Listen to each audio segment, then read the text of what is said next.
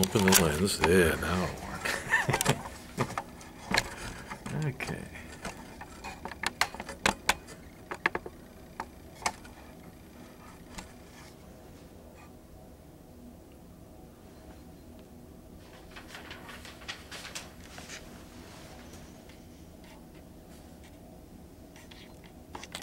Some of those things need to be adjusted, that's all. I just want to get that right before once I post it, I just like to post it and kind of forget about it instead of having to say, hey, could you take that down? Because, you know, because now we have a new, you know, we have a new sprinkler fee for $30 or something. So I just want to get that, I'll get that to you. Actually, I think I can get that to you electronically anyway. If you want to look at it in the meantime, maybe in February, you can just, anything that raises a red flag with you. I know on the light one, there's some stuff in there that we gotta get out of there. It just does, it's so, you know. Well, if it's on the internet, it's gotta be true. It's not on the internet yet. You know. It's not on the internet yet, so. But was there an issue with the payment on the thing? They've got that all set, right? Yeah, they received that it. held us up for just a short while. We're good?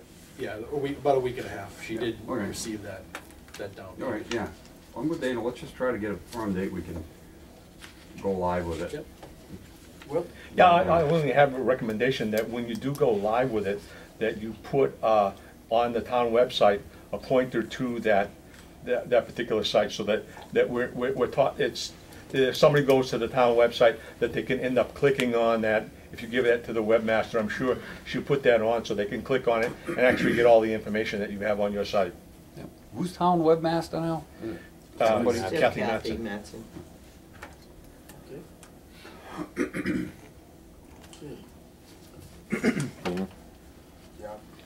I'd just like to say on the website, I'm glad to see it's finally rolling, but I do have to say that it's been a long time coming.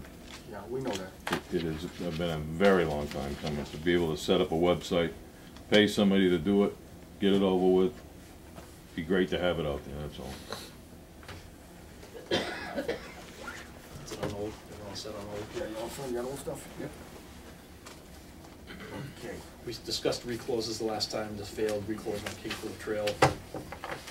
Discussed acquiring 2 new ones, so there's already a notice in the paper, just a copy of the bid notice and the specifications, which are quite amazing at 24 pages. But the reason I did this is because looking through the bid documentation from mid-2005, last time what we ended up with, instead of 3 reclosers in 2006, we ended up with 2 recloses and 1 sectionalizer, which we do not want to do. I talked to Dave Colombo at length, and I said I made sure that if, you know, in the language of this bid, you know, after all this, if we end up with a sectionalizer instead of a recloser, our head's going to roll.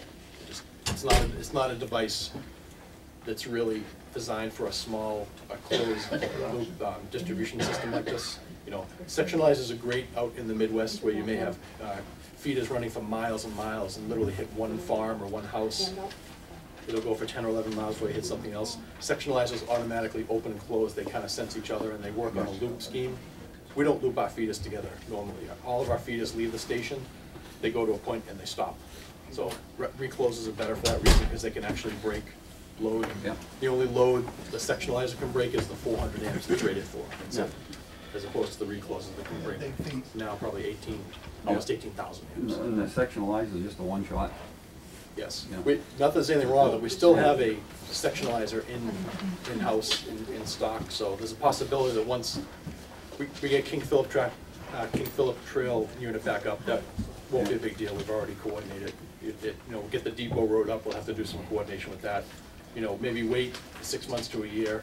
You know, just keep track of any operations on them, any outages, any problems. If there's no problems, one of my suggestions earlier on, years back, was to sectionalizer is great the furthest you push it out, and we have had several problems way out on 101, particularly in the summertime with lightning. I've seen some lightning strikes take down sections of cable way out on 101 headed into Gardner, but where at the time, in the absence of a sectionalizer or any recloser on Depot Road, it just went all the way back to the station.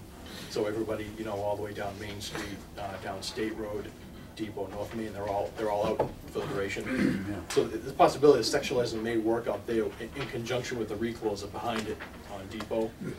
Coordinate those the right way. The next lightning strike, you could just have 101 out from, say, you know, Gary's Automotive to the town line, and that's a lot better than having the entire feeder out, so. We still do have it in-house, we just, the fate of it is uncertain, that's all. I think the bid opening is February 1st Yeah. at 1. Friday? Yeah, it's Friday. So we anticipate a lot of bids. We've already been visited by several vendors, so I'd imagine the pricing will be pretty competitive. You're not putting in mind that kind of we have a problem with that. They don't make those anymore. The Joslin HV, Joslin High Voltage, was actually bought by Thomas and Betts sometime in the last 2 years. The interesting thing is Thomas and Betts makes a unit now called the Viper, I think, and it looks a little bit more rugged than units we purchased before, but I don't know how much of the design of the one that exploded is incorporated, so that's just something to take into consideration. Nothing against Thomas and Betts, but you know, when you do this for a while, you learn to be leery of certain brands and not so much of others.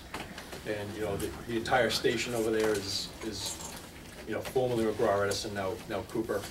Tom and I have a lot of faith in Cooper, like their controls, like the regulators, like the recloses, and minimal problems over there. I went to the conference, the ECNI conference, and Thomas and Betts was there, and I just asked them, told them what happened, and asked them what they had to say, and they had nothing to say. Really? Yeah, They didn't say the city, they're all blowing up? they said, no, we've never seen this before. Oh, really? And I said, well, what are you doing about it? And they didn't really have an answer for that either. Truthfully, the thing is actually still the unit is actually still in New Jersey. We, not that I'm expecting to, we haven't received an invoice, nor received any correspondence about the unit, which I think is also interesting. No one's even bothered to follow up and say, you know, if we still have your unit, what do you want to do with it? I mean, you know, beyond throwing it in the dumpster, I don't know what else you can do with it. I mean, the vacuum bag's literally split. That is supposed to interrupt the arc, so it is useless, you know. When they came back with a response that it needed to be replaced, it was kind of like, I know that. I would just like to know why. What created this this condition? You know, because we've got the same unit on Bolivar Road, and we just don't want another repeat. They kept that? They kept that unit, right? They kept the damaged unit? Yes, they still have it, yeah. I don't know if I mentioned this before, but I did have, after that non-response by Thomas and Betts, we did have United Power Group out for half a day on Bolivar Road, took the recloser out of service, just tested it for the dielectric, we measured it, some insulation testing, power factor testing, and passed with flying colors, so there's no reason to believe that just because the other one failed, that this one's gonna fail. Like with any other electrical device, I guess it could fail at any moment, but nothing in the test report illustrated that we should be careful. You know, if I had thought that before, I would have approached the board and said, look, we might as well just buy 3. But I think for now, I think we're all set on Bolivar Road. We definitely know it works because there's so many customers on it. There's so many laterals, so many fuses. It gets quite a bit of operations, but so that bid package is in there if you want to look at it.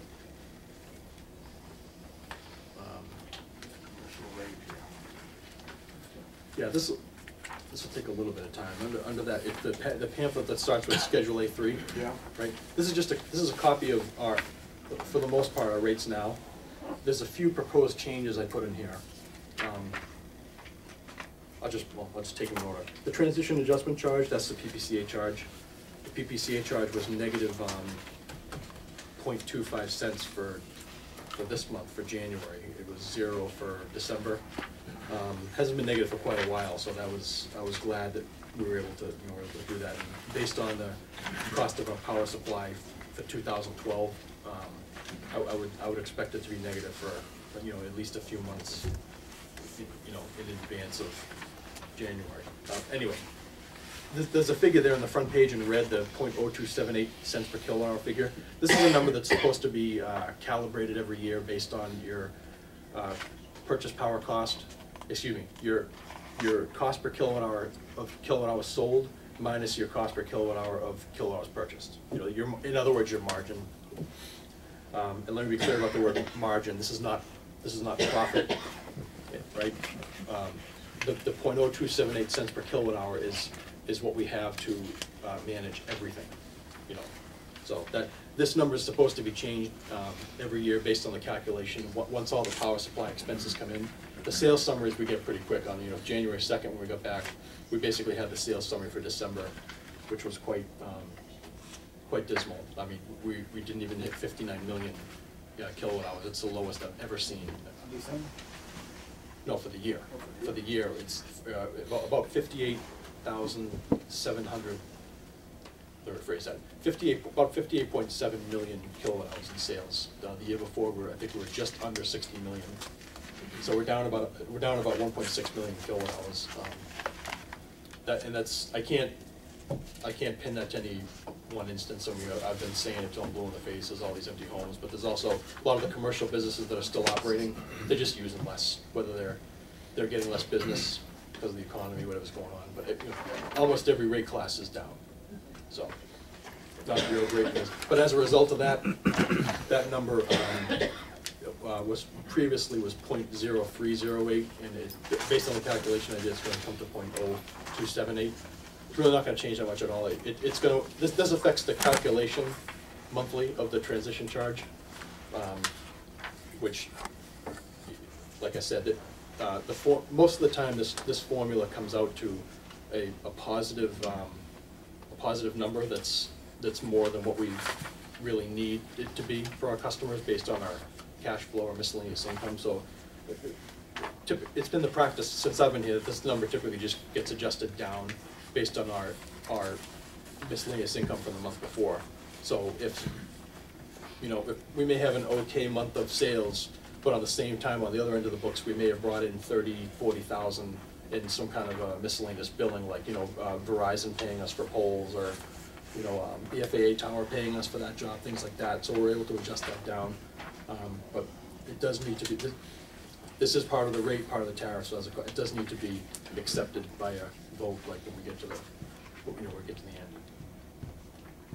So you're not gonna get your February bill and be like, oh my God, I can't believe how crazy this is. I mean, you probably won't even see this difference here. Is there anything else? The next page is just the NYPA power credit calculation. Nothing's changed there. That actually can't change. That's based on a bunch of numbers you obtain from your power supply, 2 of which are estimates. The next change would be the residential A1. I apologize. I believe it's rate A. For some reason, for years now, I've been calling it A1. I believe it's rate A. But anyway, the residential rate, the regular residential rate. My suggestion is dropping the customer charge from $4 down to $3. Also, item number 5, the reconnection charge. We charge $20 for reconnection on the, during the time of year we can shut people off when we're out of the moratorium. But for a number of years, it had said in here $40, which is too much. We have not been charging people the $40. We've been charging them the $20. So but I noticed that there was a typo there. So I did change that to 20. In other words, if Wednesday's our shut-off day, if we shut off some people in the morning, most of them will come in before 3 and pay us the 20 plus the balance and get turned back on. So we weren't charging anyone the 40, but when I went through these rate changes to look at it, I noticed it was 40, so I did change it back to 20 when it belongs. The customer charge reduction, the customer charge is a flat fee every month. It's really just a function of what it's costing us to, with all our customers combined, read the meter 12 times a year, generate 12 bills, process 12 payments, and some of the miscellaneous office expenses involved in that, and it's just, that cost is just way down. I mean, we've been doing the billing completely outside of the department now for almost 2 years. So just in going around, I've been to the staff accountant, to the clerk, been to the office manager, actually sat down with them, how much time do you really spend on billing now as opposed to before? I know before, with electric billing 36 times a year, I couldn't have the office manager do anything that day, between printing ledgers and stuffing envelopes and using the Picky Bose machine that would break. I swear to God, every January it would break. But that's all gone away now. That's Bill Trust takes care of that now, and I think they're based in New Jersey. Because of that, I don't see any reason to drop that minimum charge down. That's gonna cover us for the expense of that like I said, all year. But right now, people are paying residential customers right now are paying $48 a year to have their meter read and have that reading go back into the computer, have the ledger generated, have a bill generated, mail it, then get their payment back, process that, and then repeat the process 11 times. So that's just the cost to do